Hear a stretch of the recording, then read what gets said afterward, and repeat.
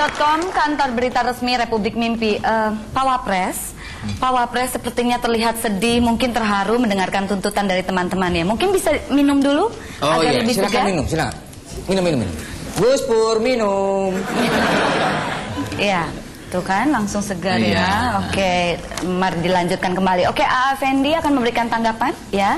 Ya, saya mungkin mau menanyakan selain tadi ya, kerugian-kerugian yang mungkin disebabkan oleh kejadian ini bagi publik, itu ada ancaman-ancaman nggak yang selama ini Anda terima misalnya?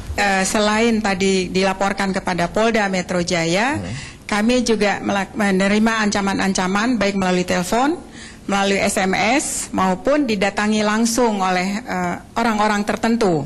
Tertentu ini maksudnya? Artinya pada tanggal 20 Juni kami melakukan konferensi pers, tanggal 25 Juni dilaporkan kepada Polda Metro Jaya, tanggal 26 pada pukul 2.40 pagi kami di SMS dengan kata-kata, langkah Anda akan semakin sempit dan nyawa Anda taruhannya. Percaya atau tidak silahkan.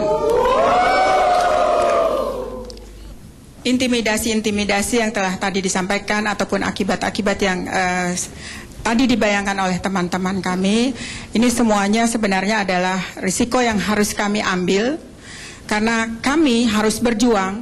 Kami tidak mau terjadi seperti teman-teman PT Dirgantara Indonesia yang harus berdarah-darah dulu dalam memperjuangkan nasibnya, atau seperti teman-teman Damri yang 8 bulan tidak menerima gaji. Bukan tidak mungkin akan terjadi juga pada kami apabila pengabaian tentang kesejahteraan pegawai ini juga terjadi ataupun indikasi korupsi tetap dibiarkan. Tidak ada maksud kami untuk menekan Bapak Presiden, tidak ada maksud kami untuk menekan Menteri BUMN. Namun demikian, fakta-fakta bahwa ribuan tanda tangan yang sekarang terkumpul ataupun fakta-fakta aksi-aksi yang telah kami lakukan adalah menunjukkan bahwa ada masalah di Angkasa Pura I, dan masalah ini nantinya tentunya akan berdampak. Siapa yang bisa menyangkal ketika kami yang bertugas untuk melayani keselamatan penerbangan, memandu lalu lintas udara, atau memadamkan kebakaran atau kecelakaan di landasan, di airport dan lain sebagainya, terganggu konsentrasinya. Kita tidak tahu bagaimana pesawat tiba-tiba hilang dari radar karena mereka tidak konsentrasi. Oleh karenanya, kami berharap publik harus sangat peduli dengan masalah ini karena dampaknya adalah penurunan pelayanan. Meskipun kami akan berusaha tetap profesional, tetapi siapa yang bisa menyangkal konsentrasi menurun, semuanya akan berantakan. Terima kasih. Baik, ya. Sini ada praktisi hukum ya, Pak Firman Wijaya.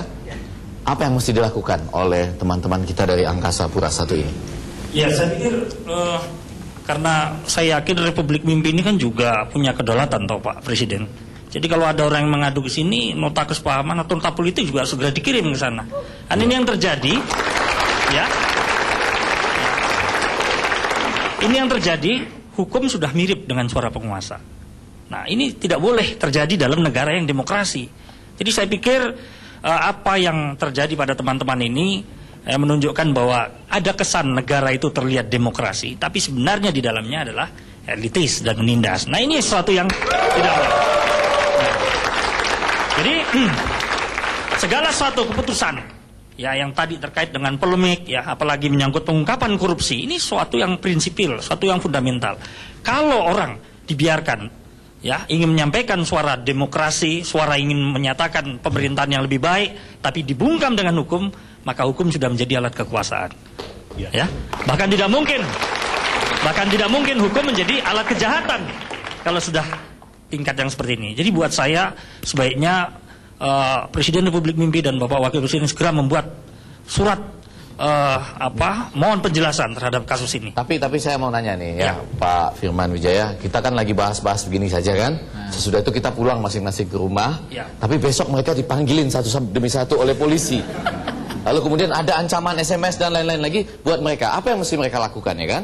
Ya, saya pikir memang ada aturan hukum yang memberikan perlindungan bagi mereka. Karena menurut saya agak aneh juga kalau seseorang ingin mengungkapkan korupsi itu dikatakan sebagai perbuatan menghina. Kalau misalnya saya katakan di sini Pak Wapres kita ya, Pak Jarwo Kuat, hobinya menggelantung misalnya, nah itu boleh saja disebut menghina. Tapi kalau dalam hal yang semacam ini, saya pikir kan, ya Apa tadi menggelantung? Memang ada yang menggelantung, Pak. Hobi Pak, ini hobi. Itu Ya. depende, ayat-ayat gitu. Oke. jadi sebaiknya harus ada ungkapan atau sikap tegas bahwa menggunakan sarana hukum, terutama hukum kriminal, ini bukan persoalan kriminal, mengungkap korupsi itu bukan kriminal. Tapi Kalau ancaman melalui SMS tadi, ya saya pikir itu sudah masuk dalam sebuah tindak pidana ya.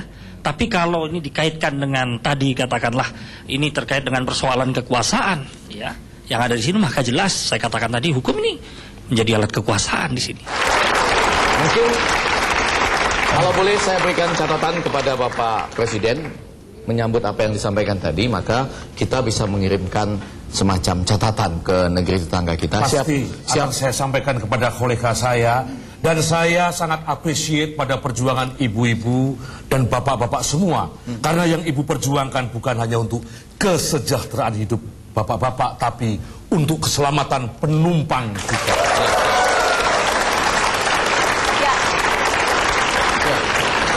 Oke, jangan kemana-mana dulu karena kita juga akan mendengarkan tuntutan yang lainnya. Fazlur Rahman akan hadir, dia akan menuntut Pak Soeharto dan dia akan hadir juga tentu bersama penasehat hukumnya. Jadi tetap di BBM, mari wujudkan mimpi jadi kenyataan.